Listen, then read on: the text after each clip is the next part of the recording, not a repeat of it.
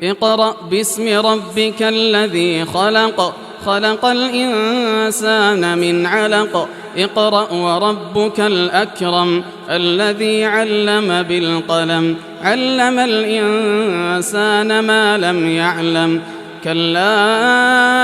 إن الإنسان ليطغى أن رآه استغنى إن إلى ربك الرجعى أرأيت الذي ينهى عبدا إذا صلى أرأيت إن كان على الهدى أو أمر بالتقوى أرأيت إن كذب وتولى ألم يعلم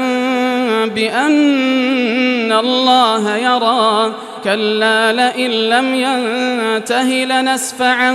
بالناصية ناصية